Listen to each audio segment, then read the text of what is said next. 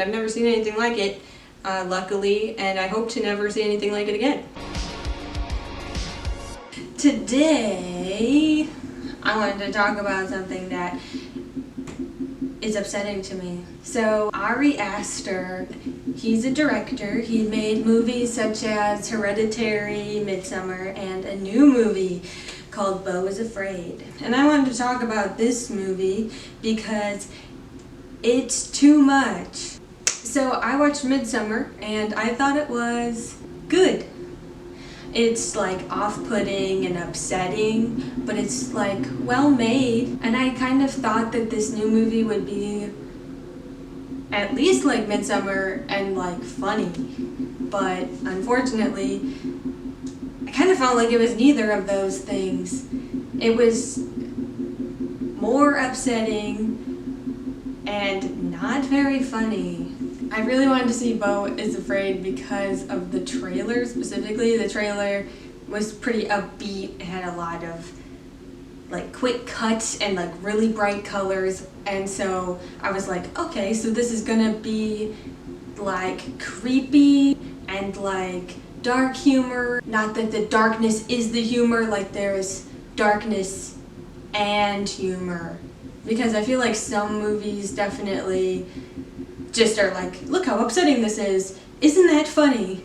And it's like, no, not to me. But that is this kind of movie, unfortunately. And the trailer really kind of did not display that at all, in my opinion. Midsummer is definitely not really funny. Like, there's definitely characters in it that have humor, but it's not a comedy. Beau is Afraid is labeled as a drama horror comedy. And the only things I really laughed at were like Nathan Lane's character, who was overtly trying to be funny. Like he was saying slang and stuff. Okay, so the plot of Beau is Afraid, I don't know all of it because I left. I watched it in theaters and left, and I never do that. Like, most of the time, like, if a movie's bad, I'll sit through it. Like, I sat through Old from M. Night Shyamalan. That movie was awful. I did think about leaving, but I didn't leave. I actually left this movie. It was like, you know how, like, Midsummer is very... I'm doing this review under the guise of you've seen Midsummer. Let's not do that. I wanted to start off by just kind of describing Midsummer and how I viewed it. Midsummer is like a grief trip. Some people describe it as a breakup movie, even though the characters didn't really break up. It's a horror, like surreal horror. So this main character faces a tragedy. Her family all died. And she's in this tumultuous relationship with this boyfriend that doesn't really like her. Like, he was thinking about breaking up with her before her family died, and since her family died, he's like, oh no, I don't really want to be with her, but I shouldn't pile on. So it's like that dynamic throughout the movie, and the boyfriend wants to go on this trip to Sweden, I think. He wants to go on this trip to Sweden with his friends, and one of his friends is from there, and he's like, we always have this little festival, everybody come, and it'll be fun. And so then the boyfriend says to the girlfriend, he's like, me and the boys are going to Sweden. And then she's like, I can come. And he's like, you don't have to. And she's like, I can come.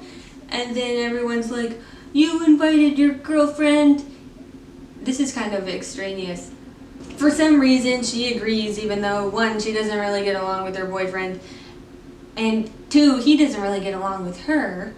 And three, they don't speak the language of the country, and they barely know the guy that they're going on the trip with, and they're going to a place they've never been before, across the world, just blindly trusting a stranger who seems nice. Like, he's like the only friend in the group that's kind to the girlfriend, so she's like, sure, what the heck? I'll travel across the world to a remote field where I know nobody and not the language or the culture or anything at all, and go in a field 5 hours away from civilization. What's the worst that could happen? Why would you do any of those things? Like, so the movie's kind of like so much like you would never do that. Like that you can kind of tell that it's just like a fun thing, like not like fun, but definitely like a surreal, crazy world, not like real world, because you would never do any of those things if you were smart in any capacity. And if you are about to think, but she's grieving, you do crazy things when you're grieving, and she's a people pleaser, you do crazy things when you're a people pleaser, and it's like, not that though. Like, you don't like risk your life for someone that you're just kind of, that you don't even want to be in a relationship with. Like, I mean, you might. No, you wouldn't. So in that sense, I'm like, okay, I understand that it's an exaggerated version of codependency, and like these people are just kind of playing chicken, like who's gonna break first, like who's gonna, like what lengths are you going to appease this boyfriend and lose yourself in this weird situation, even though like it'll never happen. It's just kind of like that kind of thing. So Midsommar is watchable because it's so silly. It's like, okay, sure, I'll go along with this crazy idea of a story. And it is disturbing, but it is cool. Like, it's like well made and like well shot, and like the absurdism really kind of is like, oh, like takes you out of how scary it might be, because I'm like, okay, like that's just kind of just absurd. Those are my thoughts on Midsommar. So I went into Beau was Afraid thinking it would be like Midsommar, like absurd, like kind of silly and scary and bright and colorful and whatever, but watchable and understandable, like exploring a abstract concept through a surreal situation in order to show you like this is what's going on inside their head. Which, okay, in a sense, Beau is Afraid is like that, but like times 100, I would say, because it's about anxiety, and when somebody is anxious, it feels real. So like in the movie, the main character, Beau, has severe anxiety, and he is also severely codependent. Like, he's very dependent on his mom. He doesn't really know what to do all the time. He's like, I'm going to visit my mom. Mother, what should I do? This thing went wrong. Mother, what should I do? And his mom's like, leave me alone. And like, you can tell that he's like, he doesn't trust himself, right? And he's very paranoid and like sees the world in a very like scary way. So when somebody is like, oh no, if I do this, then it'll lead to this and it'll lead to this, like if I accidentally drop this ice cream cone, I'll slip on it and break my leg. And then, okay, so imagine that, thinking like, what's the worst possible thing that could possibly happen in all of these situations? And then watching that on screen. It's not like a man who is doing something a little bit zany, and it's a little bit scary, and a little bit funny because it's a little zany. It's like watching like the worst possible situations play out on screen to this poor innocent man, and everybody hates him, and it's like, why would I want to watch that? Like, that's not fun to watch. That's just like upsetting and sad. It's just kind of like if you have anxiety, right?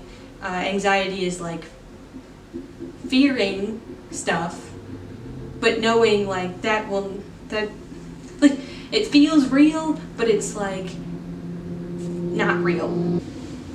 My camera decided to stop recording and didn't tell me until 2 minutes after. I didn't notice until I was editing. Here's me reenacting what I said before. Okay, So Beau has an anxiety disorder, and it manifests in catastrophizing things. The movie begins with him in therapy talking about how he's going to visit his mother, and the therapist prescribes him a new anxiety medication, and it says that you have to take it with water. And he lives in like a really bad part of town that is like there's stabbings going on outside of his apartment and like just general chaos. And he's got this one guy who's like eyeing him, and so he has to like bolt back into his apartment because this guy's like got it out for him. And then so he like goes to bed, but then all night he's getting these menacing notes complaining that he's playing the music too loud when he's not playing any music at all. And so like these notes keep getting more threatening and more menacing, and like he's not playing any music, right? So he's got this like paranoia going on that you're seeing play out, you know, like he can't sleep because people are out to get him, like literally, not just like in his head. It's like literally people hate him. They hate him in his building, his neighbors. Like he goes out to like ask like what's wrong, like I'm not playing music, but nobody's there. So he can't stop the notes from coming in. Every new note is waking him up, so he's like not going to bed at a reasonable time. And then after like the third note, then his neighbors start blasting music, so now he can't sleep even more. And because of that, he oversleeps and almost misses his flight. And then and then he has all of his stuff packed up really quick, and he puts his keys in the door to lock it, but he realizes that he forgets something. So he runs back in to grab it, but while he's grabbing that, like one thing, like just across the room and back to the door, his keys are stolen, his suitcase is stolen, and he's in like this terrible neighborhood, so he can't just like leave. So he calls his landlord. He's like, somebody stole my keys, and his landlord like doesn't believe him and like hangs up on him and like doesn't want to help him at all. And then so he calls his mom. He's like, my keys got stolen, so I'm gonna miss my flight. And then she's like, don't even bother coming. And he's like, but what? He's like, but I literally did not do anything wrong. Like, it was just a bad circumstance. And his mom's just like, well, you don't care about me anyway. We'll cancel the visit. And he's like, excuse me? You know? And so then he's like freaking out because he's like, oh man, my stuff is stolen. I can't leave my apartment because I can't lock it, and I'm in a horrible neighborhood. I can't just like not lock the door. So then he tries to take his anxiety medication, but there's no water. Like he's got no water bottles, and all of the water is shut off in his apartment. So he can't take his medicine. Yeah, there is no water. So guess what? You have to go outside of your apartment. Scary enough. And then in the 5 seconds while you're gone, like someone breaks in. And then you don't have any money to pay for water. So then they call the police on you. Like, and then that's nonstop. That's the entire movie, nonstop. Like he's everybody's enemy. Everybody is like, you are at fault, and and you're stupid, and you're bad, and everybody hates you, and you're causing shame on your family, and yeah. So like, if you enjoy very elaborate, like watching somebody psychologically suffer, then I'm a little concerned. But then this would be the movie for you. I left after just the first hour because I was like, I'm kind of just tired of how bad this is. Like, not content, like not filmmaking wise or acting wise. The acting was amazing, the filmmaking was amazing, the content was like gut-wrenching. So then it was just not really something that was like enjoyable anymore. It was just kind of like, well, why am I sitting here suffering? Why would I want to sit and suffer? And I read the synopsis, and apparently it never lets up. Like, a big issue in the movie is that Beau has like a bad relationship with his mom, and like he really wants his mom's approval, and she was very controlling and like protective in a bad way. Like, she would like lie to him to make him more scared of things, so that way she could control him more, and like be like possessive, maybe is the word. The whole time it's like a struggle, like he's like, oh no, what to do with this mother relationship, what to do with any relationship. And then like partway through the movie he finally stands up for himself. He like finds out that she's been lying to him about things his whole life, and so he like stands up for himself and finally like starts living to be himself, or at least this is how I interpreted the summary. That might not have been how it actually played out, but that's what it sounded like. And then he just gets punished more for that. People describe this movie as the Odyssey, but like a horror that Aster made.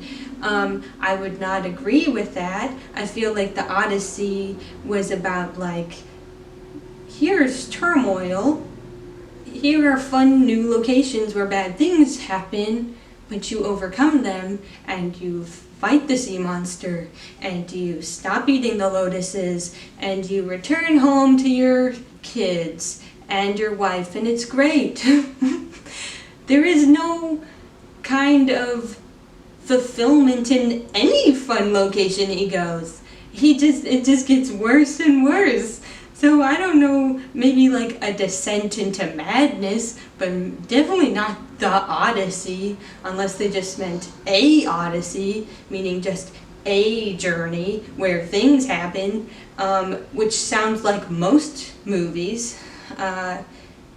So yeah, this movie, at least the bits I've seen, he doesn't really, and from the summary too, he doesn't seem to learn anything or thrive in any way. He just kind of lives out what he fears for 3 hours. 3 hours? I thought about walking out before I did.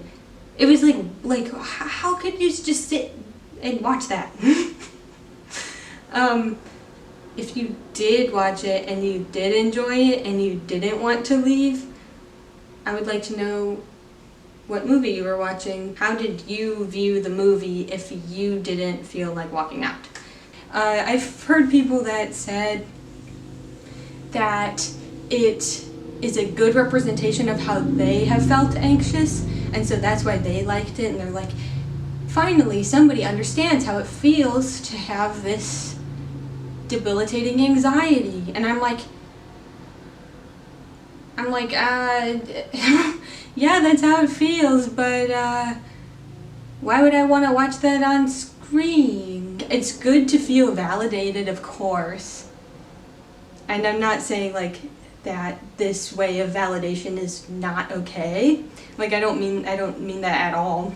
But me personally, I don't feel like that is validation to me. I felt like it was like just showing mental illness with no help. Just watch all this man's greatest fears come to life, and everyone in his life hates him, and he's just like the nicest guy.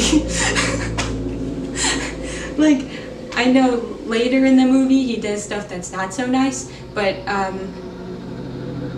in the beginning of the movie he's just a very, very polite man. Like, he has his apartment that is full of dangerous spiders and stuff, and it's like super clean and well kept. He is like very accommodating, like people are trying to help him after he gets injured, and he's like very like, oh, don't mind me, I don't want to be any trouble at all. And then like, but then the people just gaslight him and project that he is the problem, and then you just have to watch him, like, be a victim of these people who suck. Yeah, it's just like one thing after another.